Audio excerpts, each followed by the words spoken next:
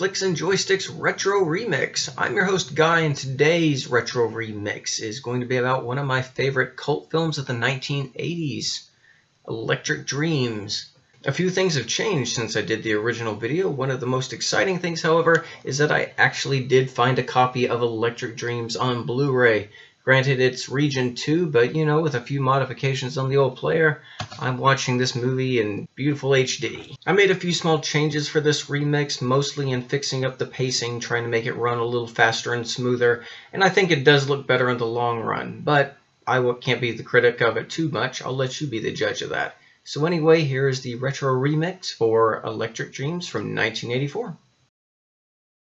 For this video, I'll be sharing some of my personal favorite films that you may not have heard of. These are some more obscure cult films that don't really get a lot of wide circulation these days, and for that reason, I'd like to share them with you in the hopes that it inspires you to go out and check these films out on your own. For today's installment, I'm going to introduce 1984's Electric Dreams. This film was released by MGM and was written by Rusty Lemarand and directed by Steve Barron. If the names seem unfamiliar to you, you may recognize them by some of their more contemporary projects. Steve Barron was the director of several popular music videos such as Michael Jackson's Billie Jean, a-ha's Take On Me, and Dire Straits' Money for Nothing. He also directed 1990's Teenage Mutant Ninja Turtles live-action film for New Line Cinema. Rusty Lemarand, after Electric Dreams, collaborated with George Lucas and Francis Ford Coppola to write Disney's Captain EO film, also with Michael Jackson. He also proposed the film's physical special effects in the theater, making him the father of 4D. The film stars Lenny Von Dohlen as Miles Harding, Virginia Madsen as Madeline Robistad, and Bud Cort as the voice of Edgar, who you might also recognize from Harold and Maude. I've remained a fan of Electric Dreams over the years, having even bought a rental copy back in the day. It's one of the larger boxes, as you can see, and even has a front flap opening, which is kind of cool. So let's talk a little bit about Electric Dreams. Let's get into the plot. Electric Dreams opens up with Californian architect Miles Harding, who has designed an earthquake-proof brick, but he still hasn't been able to get that concept realized. Despite his best intentions and intelligence, he's still forever behind the times because he hasn't gotten into that new computer age yet. When one of his business associates finally convinces him to buy a computer and get with the times, he goes and buys a Pinecone computer, which is a play on Apple from back in the day. This computer can supposedly do everything. It will help you with everything you've ever needed in your house, from running your light to your personal appliances, and even hack into your boss's mainframe. That was one of the great things about computers in the 80s. Any home computer can hack into any mainframe, whether it's your boss's computer or the government, doesn't matter. That's how computers worked, or at least that's how Hollywood screenwriters thought computers worked. Adding to the cast is his new next-door neighbor, Madeline Robistad, a beautiful cellist who has just moved upstairs as his new neighbor. While Miles is attracted to Madeline, he's still focusing on that perfect brick, and during that aforementioned computer hack, he accidentally spills champagne all over his new computer, which fries the circuits.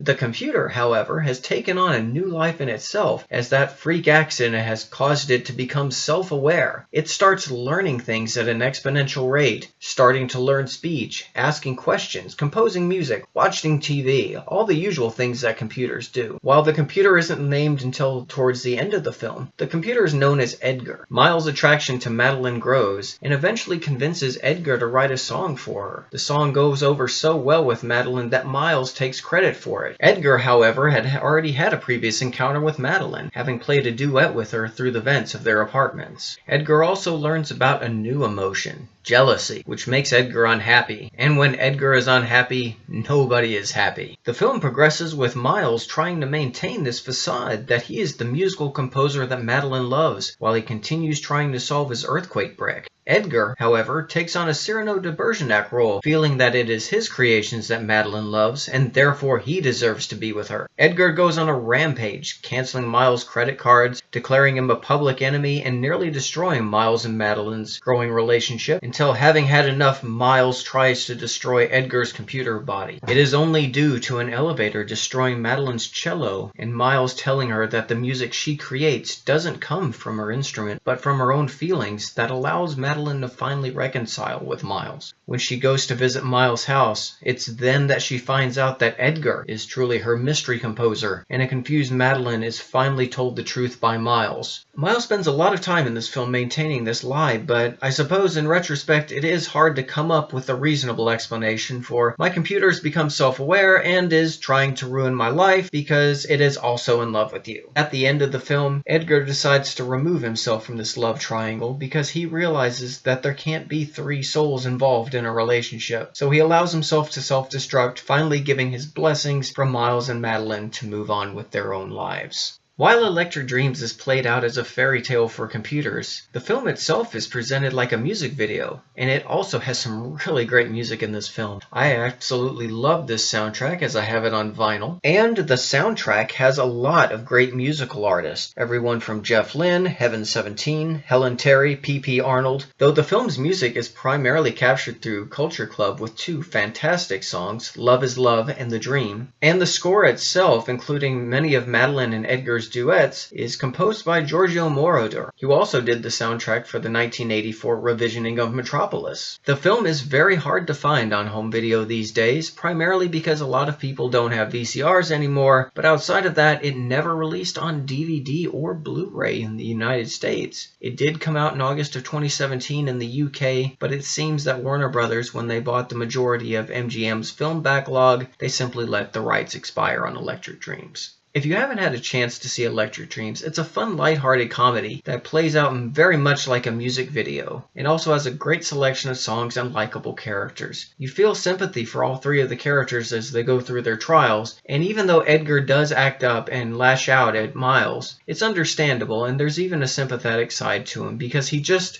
simply wants to meet Madeline in person, and he just simply wants to feel her touch. And being frustrated that he is merely a computer, the only way that he can reach out and find her is through his own music. Well, I hope you learned a little bit about Electric Dreams, and if you get a chance to find a copy of it out there, definitely check it out, or at least check out the soundtrack. Philip Oakey of Human League did the film's main song Together in Electric Dreams, and it's a catchy, fun song. Every now and then it'll play on the radio, but it's much harder to hear these days.